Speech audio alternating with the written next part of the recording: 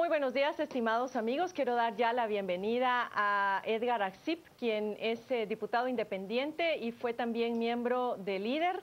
Bienvenido, Edgar. Con Edgar vamos a conversar acerca de los distintos escenarios que se perfilan en la dinámica del Congreso luego del fracaso del partido Líder, de la aparente renuncia de Manuel Valdizón a esta agrupación política y bueno, luego también de que su ex candidato a la vicepresidencia, Edgar Barquín, pues ya prácticamente ha perdido su inmunidad y se encuentra arraigado en el país.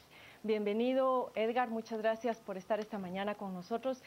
Y empecemos hablando sobre el escenario inmediato, cómo se perfila la dinámica del Congreso para lo que resta del 2015, cómo va a afectar esta situación del partido Líder a la bancada en el Congreso. Buenos días, Carmen, un gusto estar en Canal Antigua. Definitivamente, todos los cambios que se dieron desde que el Líder queda fuera del balotaje para la segunda vuelta va a incidir muchísimo, no solo en cuanto a los resultados, tal vez no directamente, porque Líder que al final quedó muy perjudicado, dañado, entonces no es un voto como que vaya a trasladarse directamente hacia algún candidato, pero el número de diputados que sí obtuvo es importante, especialmente para llegar a los números necesarios para aprobar, ya sea en una ley normal de 80 o de 105. Para lograr los 105, por ejemplo, sin esos 43 diputados de Líder es bien difícil llegarlos. Entonces, ¿qué va a suceder? Por un lado, el partido Líder estuvo en los últimos años trabajando bajo una lógica de presión, una lógica de obtener algo a cambio para poder emitir un voto o buscar un consenso. Pero había un elemento que los cohesionaba, que era el partido de oposición que estaba en primer lugar, y ese incentivo permitía a los diputados... la competencia. Digamos como recibir las instrucciones y decirles se salen del Congreso o votan aquí sí o aquí no, en función de permanecer en su espacio y lograr gobernar. Pero a partir de ahora, el desgaste del partido, porque quedó muy desgastado, muy mal visto ante la sociedad, la actitud que Manuel siempre tuvo confrontativo. Pero también sus diputados al Congreso tuvieron una actitud bastante... Pero era más por la línea, porque ese es el estilo de Valdizón, él piensa así, entonces él la traslada a su jefe de bancada y entonces los diputados al final obedecen hacia una estrategia que hay que hacer. Muchos de los diputados siempre actúan en contra de lo que el partido establecía, pero... A lo que me refiero es que a partir del otro año, con un partido desgastado, un partido que ante la población ya no está muy bien visto, y su máximo dirigente fuera del escenario donde ya no tiene ninguna posibilidad, para mí Valdizón, o sea, ya no es un político que pueda capitalizar cosas, ya no tiene nada que ganar a partir del otro año. Yo lo que veo es que si él no va a rehacer un replanteamiento y no va a permitir un verdadero diálogo, debate dentro de su bancada y permitir que surjan nuevos liderazgos y que puedan incidir más, lo que veo en la bancada es que se va a disgregar, se van a ir algunos, posiblemente una o dos bancadas independientes, entonces va a perder espacio a la bancada y su capacidad de incidir en el Congreso definitivamente... Decir que ya no ve nada que pueda unir a esta bancada y mantenerla relativamente sólida de cara a lo que resta de esta legislatura y de la próxima. Es que el problema en Líder de lo que se fue convirtiendo en los últimos 2 años, yo me fui el 22 de marzo del 2013 precisamente cuando empiezo a ver que el tema del financiamiento, la venta de plazas y bueno, y todo lo que ya se dio a conocer, o sea, al no compartir eso decido retirarme. Desde esa fecha no tengo ninguna comunicación con ellos, pero el estilo que empieza uno a ver de Líder es que no hay una agenda. No hay un interés como partido de ayudar a hacer cambios o de aprobar algo que sea en beneficio del país, sino era una lógica eminentemente política clientelar. O sea, vamos a aprobar algo pero que nos va a beneficiar.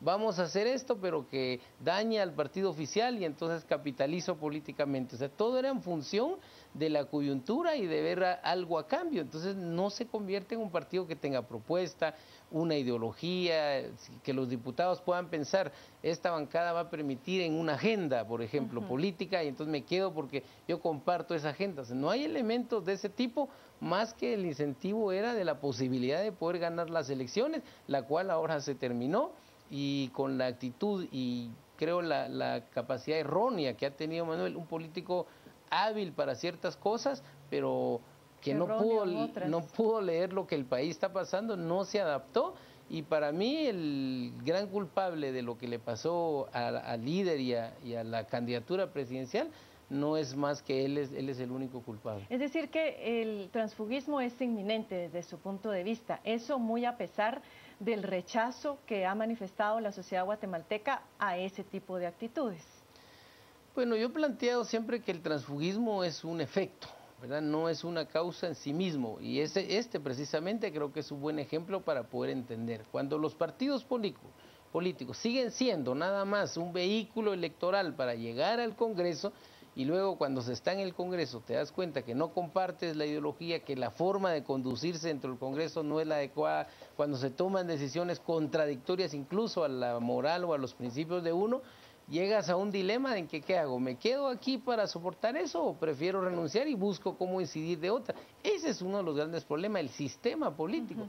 No hay una norma que obligue a los partidos a tener cierta conducta o coherencia con sus planteamientos, sino el sistema es perverso. Entonces vienen las ofertas de las otras bancadas, yo necesito sumar diputados, aunque dada la coyuntura, yo lo que veo es que no va a ser como en otros años donde al principio de la legislatura se trasladan esos cambios. Yo creo que hoy esa fiscalización, esa demanda de la población hacia el Congreso va a hacer que muchos diputados, por eso planteaba que va a haber una o dos bancadas independientes de mi punto de vista y van a esperar un tiempo para ir viendo antes de sumarse a cómo se va a ir bancadas. dando, porque además veamos los demás partidos, o sea, ¿a cuál se van a ir? ¿A un PP que también está desgastado? Una UNE que ahorita está en las negociaciones tratando de sumar para ver que gane y con el mismo estilo de siempre te voy a dar esto, entonces si te venís, eso es lo que ha desgastado el sistema. Entonces yo creo que muchos diputados ya no están como dispuestos a seguir en ese tipo de desgaste o decisiones clientelares.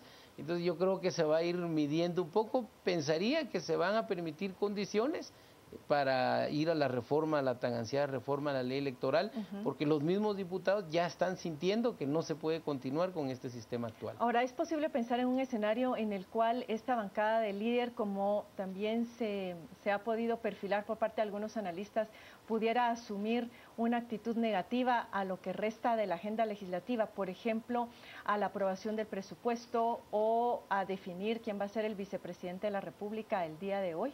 Bueno, si lo vemos en el corto plazo, definitivamente. Y tal vez no tanto por querer ir solo a ser negativos, es que hoy están desmoralizados. O sea, muchos estaban seguros no solo de que se iban a reelegir, no lo lograron, sino muchos tenían ya compromisos de ocupar espacios en Ejecutivo, por ejemplo. Y yo me imagino que le han de culpar no solo a los otros partidos, sino a la población, el sistema del fracaso, y van a querer en esta última parte de este periodo ver qué pueden incidir todavía, aunque va a estar muy difícil por un lado, porque por ejemplo en el presupuesto yo lo planteaba que la Comisión de Finanzas, que eso es algo que hay que ponerle mucha atención, ellos tienen la mayoría de los 21 porque se amplió, casi tienen 15 integrantes de la bancada del líder, eso quiere decir que van a hacer el dictamen como ellos mejor lo crean, y si van a modificar, un ejemplo, el listado geográfico que ha sido siempre el elemento de negociación, ¿verdad? El otro va a ser cómo van a dejar ministerios importantes como educación, salud, gobernación, donde siempre hay un estira y coge por aumentarle, por ejemplo, los techos. Ahí va a estar para mí los temas esenciales. Ellos van a regular ese grifo. Yo pienso que van a querer condicionar mucho a eso.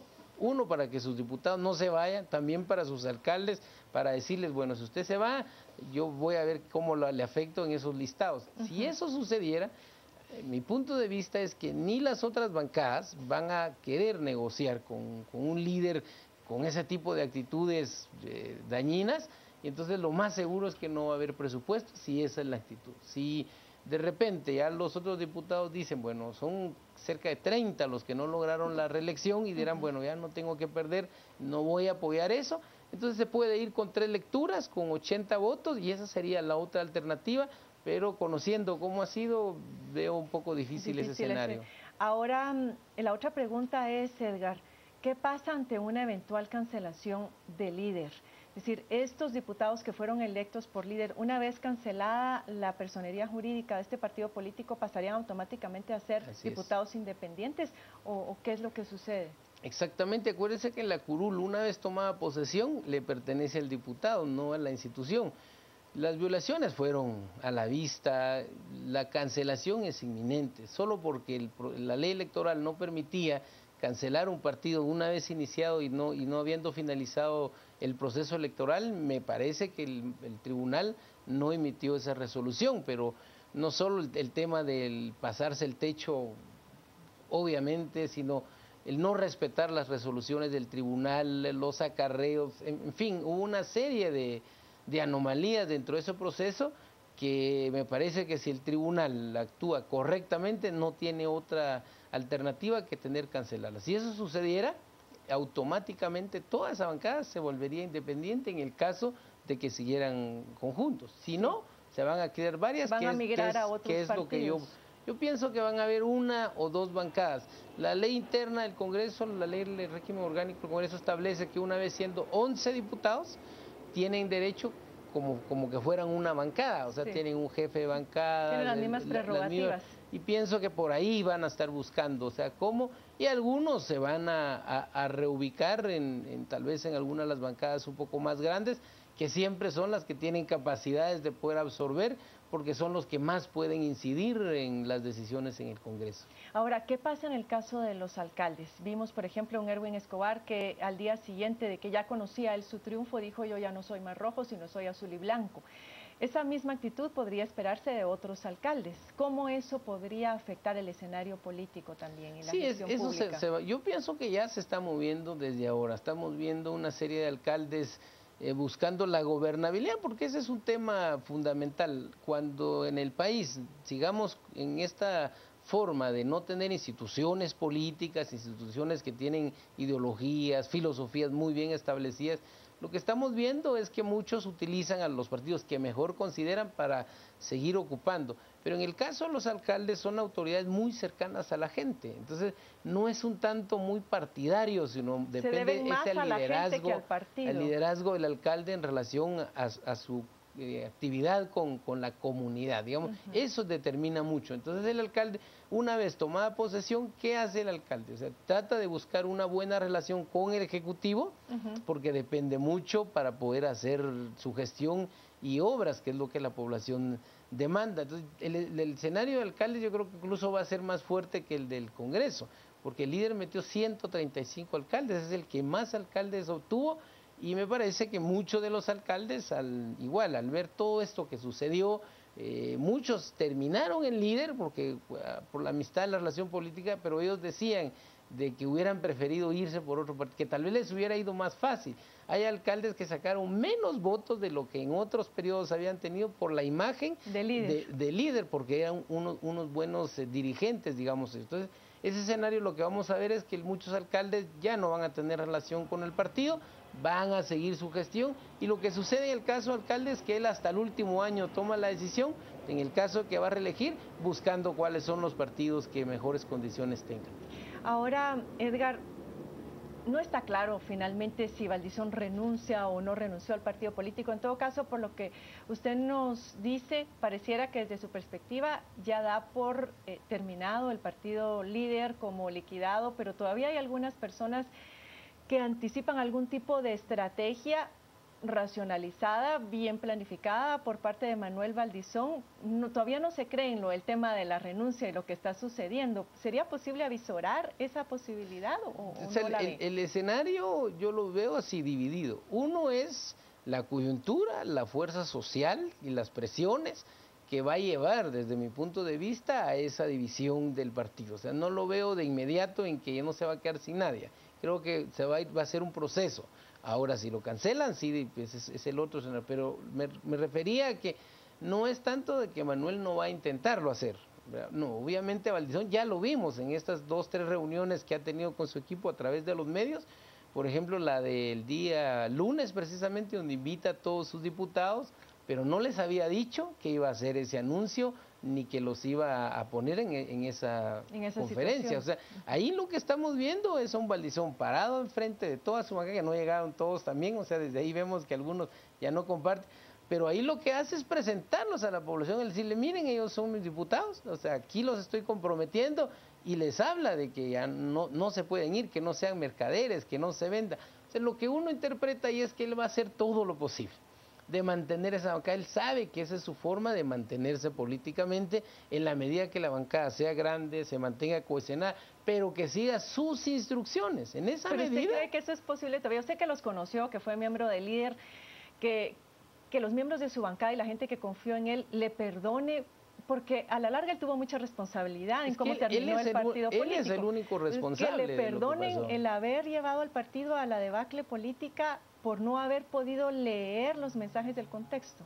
Yo le diría que hay 3 grupos dentro del Líder. Está un grupo de diputados que ya tienen varios periodos, que tienen mucha experiencia y que es un grupo que desde mi punto de vista, dada esa capacidad que ellos tienen, les va a ser muy incómodo y difícil quedarse en el partido, no tanto por ellos, sino por todo el escenario, el contexto de lo que está pasando. Está el grupo de algunos diputados nuevos que van a esperar a ver qué va a suceder porque no tienen esa experiencia, pero sí está el grupo leal a Manuel, que le diría que anda alrededor de unos 8 o 10 diputados que posiblemente ellos sí resistan. Ellos sí van a quedarse porque tienen esa relación, hay un vínculo cercano con Manuel. Pero el grupo de diputados de más experiencia, de mayor trayectoria, yo diría que ellos, incluso por su compromiso, porque son diputados que traen, digamos, un caudal de votos que tienen un compromiso y que desde ya están recibiendo cierta presión de la misma gente del rechazo que hay el partido, en decirle, mire diputado, para mí el partido donde está, vayamos pensando qué vamos a hacer. Ese es un tema que va a afectar y por mucho que Valdizón intente quedarse, o sea, no tiene ya mucho con qué hoy negociar. ¿Qué les puede ofrecer a esa bancada? 1 y 2, quitarse ese desgaste, esa imagen que se fue generando a lo largo de estos 2 años, ya es muy difícil. ¿Y ve posible un eventual apoyo de la base del partido Líder, independientemente de cómo está ahora de golpeada, que pueda ponerse a disposición de los 2 contendientes para la segunda ronda, para poder capitalizar votos? ¿Será posible que él todavía tenga algún chance de poder hacer este tipo de alianza o no lo ve como una posibilidad? Líder, especialmente Valdizón, cometieron muchos errores en este último año. O sea, mucha de la culpa de lo que pasó es por ellos. El partido, más o menos en el 2012, se empezó a trabajar sobre una estructura, crear una organización de verdadero partido y se invirtió en formación política, que era de lo que yo estaba planteando. Pero luego ellos empiezan a decir, bueno, aquí hay 2 factores que son los que van a determinar la elección. Buscar liderazgos que sumen votos y conseguir la mayor cantidad de recursos posible para tener presencia mediática, y sobre esos 2 factores se va a ganar. El escenario cambió, afortunadamente la población despertó en algo que sí tenía razón Valdizón, es que solo el pueblo salva al pueblo y el pueblo se salvó. Se salvó. Trabajó, digamos, una estrategia equivocada, pero entonces descuidaron las bases. Al cambiar a esos dirigentes que unos aparecieron a última hora porque tenían capacidad financiera o porque tenían más caudal de voto, perjudicó y dañó mucho esa estructura. Entonces, la base como tal al final responde más a los dirigentes que al partido. ¿Usted cree que ya no hay base que poner a disposición en una eventual alianza? Ni porque Valdizón saliera hoy diciendo yo tengo 1 millón y este millón se traslada, no, ya no funciona así. Mucha la población ya, estamos hablando que aún cuando el país tenemos siempre el área urbana y el área rural, pero ya el área rural ahí revisamos, también cruzó su voto, ¿verdad? Votó por diputado para uno, alcalde para otro y presidente. O sea, ya medita bastante, o sea, hay elementos para diferenciar su actitud. Yo más veo que va a depender de las capacidades de negociación y de alianza de los 2 partidos, o el que cometa menos errores va a ser el que va a ganar, no tanto porque el líder va a incidir de ese 1 millón de votos y trasladarlo a otro, lo veo muy difícil. Interesante escenario. Muchísimas gracias, Edgar Axip, por habernos acompañado esta mañana. No hay duda que vamos a tener mucho que seguir analizando y viendo sobre este tema, sobre todo en el comportamiento del Congreso de la República y su dinámica durante los próximos meses, porque tenemos pendiente un tema fundamental y estratégico para el país, como lo es la aprobación del presupuesto de ingresos y gastos. Así que vamos a volver sobre estos temas en los días posteriores. A usted muy feliz día y vamos a volver a la mesa principal con Carolina y con Mario.